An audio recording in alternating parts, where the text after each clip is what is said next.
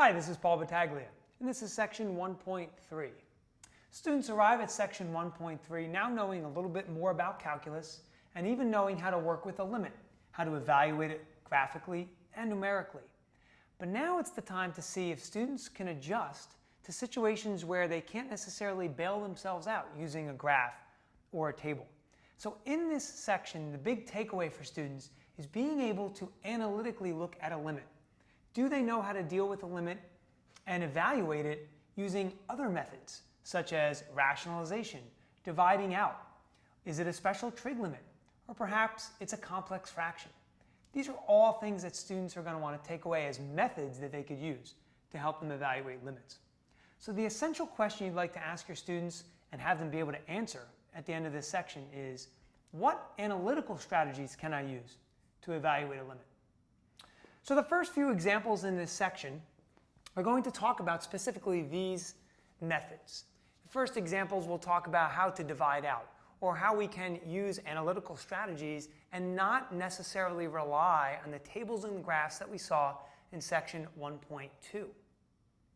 Moving on from this, it's important that when students see theorem 1.6, they really take note of the movement away from traditional functions to transcendental functions, trigonometric functions. For instance, the theorem says, let C be a real number in the domain. And what students have to understand is, if they're evaluating a trig function and trying to find the limit as x approaches this number C, that doesn't guarantee that they're going to be able to find a limit.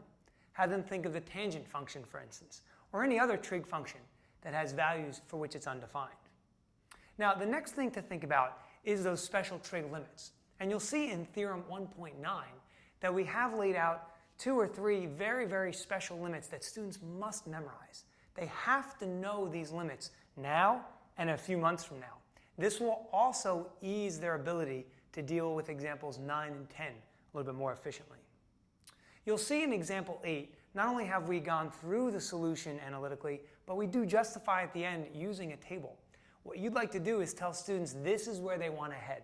I know how to deal with the limit analytically now, but if I need to back myself up, if I'm not a little sure, I can always go to a table, maybe even use my graphing utility to help me. So there's some common mistakes now that students encounter when they start to do methods a little bit more by pencil and paper. And one of them is thinking that they know the unit circle when they really don't. And this is something that students have to be aware of. In order to move efficiently through trig limits, they have to know the values of their unit circle. Likewise, they must also be able to manipulate trig identities. Now, some of them may not have seen some of these since chapter P or even earlier in earlier courses. This might be something you need to address. Finally, students need to look at whether or not they understand the value of analytic methods versus graphical and numerical methods. A lot of times when now we need to justify why a limit is what it is, students think that they can use tables. While in the AP exam, that isn't necessarily going to be the case. We have to be able to use methods. We have to be able to look at a table and justify using other means and say things like, the limit exists because I see it approaches a certain value from both sides.